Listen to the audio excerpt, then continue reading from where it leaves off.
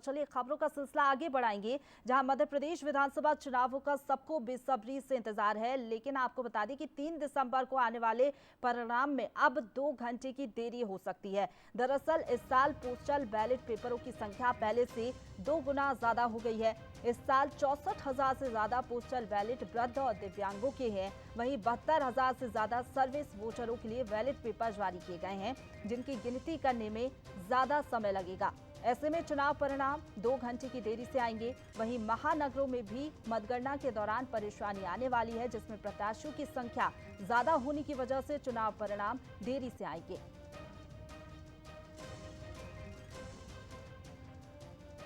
तो इस बार जो है थोड़ा ज्यादा इंतजार करना पड़ेगा वोटिंग वाले माफ कीजिएगा मतगणना वाले दिन, क्योंकि आपको बता दें कि बैलेट पेपरों की संख्या जो है वो बढ़ गई है मध्य प्रदेश में। और ऐसे में ये बताया जा रहा है कि चुनाव परिणाम आने में 2 घंटे की देरी हो सकती है। महानगरों की बात की जाए तो यहाँ पर भी थोड़ी बहुत परेशानियों का सामना करना पड़ सकता है, जिसमें प्रत्याशियों की संख्या ज्यादा होने की वजह से चुनाव परिणाम देरी से आ सकते हैं। और चलिए इसी पर ज्यादा बातचीत के लिए सीधा रुख करेंगे, हमारे साथ संवाददाता सूरज लाइव जुड़ गए हैं। सूरज, बैलेट पेपरों की संख्या इस बार ज्यादा बताई जा रही है, जिसके चलते चुनाव परिणाम देरी से आ सकते हैं। कितना घंटे का समय जो है आगे बढ़ सकता है, आपके पास क्या जानकारी?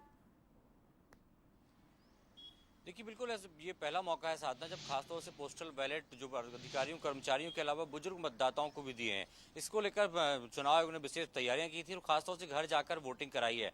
तो प्रदेश में हजारों की संख्या में ऐसे मतदाता हैं जो 80 साल के ऊपर थे, जिन्हें घर जाकर पोस्टल बैलेट के माध्यम से मतदान करवाया। और यही कारण है कि पोस्टल बैलेट की संख्या बढ़ गई। तो करीब माना जा रहा है कि सबसे पहले जो मतगणना होती है वो पोस्टल बैलेट की होती है, जिसमें खासतौर से सरकारी कर्मचारी अधिकारी रहते हैं, उनके पोस्टल बैलेट होते हैं। और उसके बाद अब 80 साल के जो बुजुर्ग मतदाता हैं, करीब 80,000 से ज्यादा हैं, उनकी संख्या रहेगी तो उनकी मतगणना पहले होगी, उसके बाद ईवीएम की पेटियां खुलेंगी। तो करीब 1 से 1.5 घंटे का समय और ज्यादा लग सकता है, कि हम देखते हैं सबसे पहले मतगणना पोस्टल बैलेट की ही होती है। ऐसे में डबल पोस्टल बैलेट होते हैं तो कहीं ना कहीं समय ज्यादा लगेगा और इंतजार भी वैसा ही प्रत्याशियों को करना होगा कि उनकी हार जीत का अंतर कितना होता है, कौन किससे आगे जा रहा है। तो 1 से 1.5 घंटा करीब कह सकते हैं, मोटा मोटा लबुलाब माने तो करीब 2 घंटे का जो डिले है वो माना जा रहा है, क्योंकि बड़ी संख्या में पोस्टल बैलेट हैं।